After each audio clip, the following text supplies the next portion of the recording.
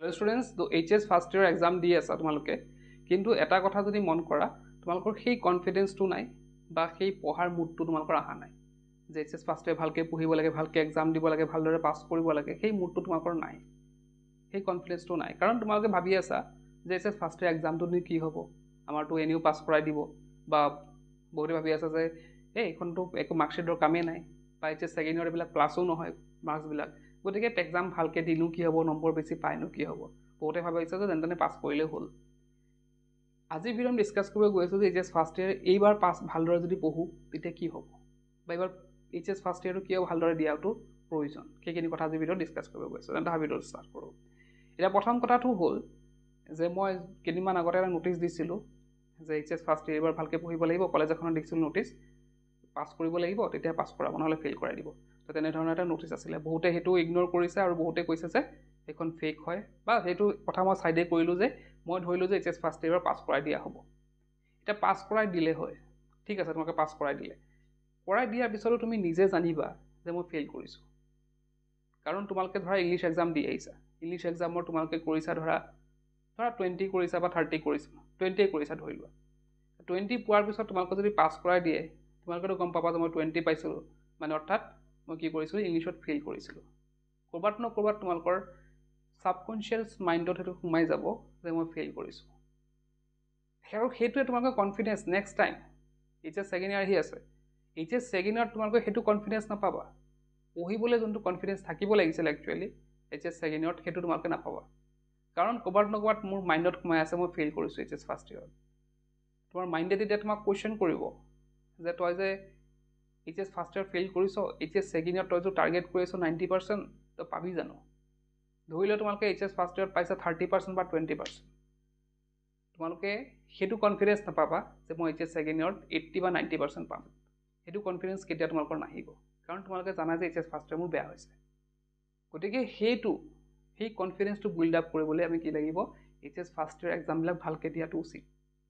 যেহেতু আমাৰ আৰু কেইটামান এক্সাম আছে ইংলিশ এক্সাম গৈছে মাত্ৰ আৰু আগন্তুক কেইটামান এক্সাম আছে সেই এক্সাম কেইটাও যদি আমি ফুল কনফিডেন্সত পঢ়ি দিও লাগিলে নম্বৰ কমে পাবা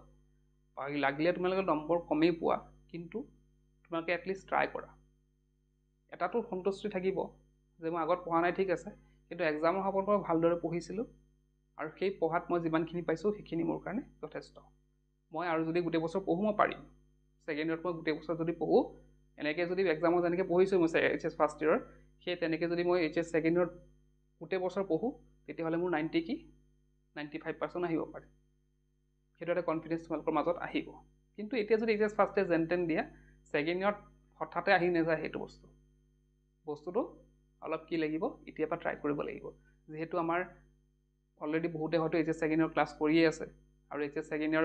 আৰু নেক্সট ইয়াৰ তোমালোকে HS সেকেন্ড ইয়াৰ এক্সামও দি থাকিবা এটো সময় গতিকে হেতু বস্তু তোমালোকে অলপ ভাবিব লাগিব আৰু এটা কথা যে এবাৰ MCQ আহিব গতিকে MCQ কাৰণে আমাৰ কি হ'ব লাগিব প্ৰিপেয়াৰ হ'ব লাগিব এতিয়া সোৱা HS সেকেন্ড ইয়াৰটো MCQ হৈ যাব পাৰে most probably HS সেকেন্ড ইয়াৰটো MCQ হ'ব নেক্সট ইয়াৰ নোটিস কোন এতিয়ালৈকে ওলোৱা নাই যেতিয়ালৈকে নোটিস নোলাই তেতিয়া বাৰু মই কনফাৰ্ম কৰিব নোৱাৰিম বস্তুটো তো HS ফাৰ্স্ট ইয়াৰ যেহেতু এবাৰ হ'ল HS সেকেন্ড ইয়াৰটো হ'ব পাৰে গতিকে আমি HS ফাৰ্স্ট ইয়াৰ যোনখিনি MCQ আহিব তাৰ কাৰণে প্ৰিপাৰেচন যেনেকৈ আমি পঢ়িবলা কৰিব লাগিব ঠিক তেনেকৈ আমি সেকেন্ড ইয়াৰৰ পিছত কৰিব লাগিব গতিকে HS ফাৰ্স্ট ইয়াৰ যোনবিলাক MCQ আহিব সেইবিলাকৰ কাৰণে আমি চেপ্টাৰ পঢ়িব লাগিব এই চেপ্টাৰ পঢ়িলে আমি MCQ খিনি পাৰিম আমি বোলে HS ফাৰ্স্ট ইয়াৰ এনে চেপ্টাৰ নপঢ়িলো এনে উল্টা উল্টা টিক মাৰি থৈ আহিলো HS সেকেন্ড ইয়াৰ তোমালোকে সেই MCQ কৰাৰ কাৰণে কিন্তু কনফিডেন্স নাপাবা গতিকে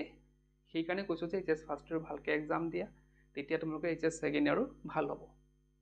HS ফাৰ্স্ট ইয়াৰ ভাল নোহোৱা ছাত্ৰ-ছাত্ৰী কিন্তু HS ফাৰ্স্ট মানে সেকেন্ড ইয়াৰটো ইমান ভাল ৰিজাল্ট কৰিব নোৱাৰে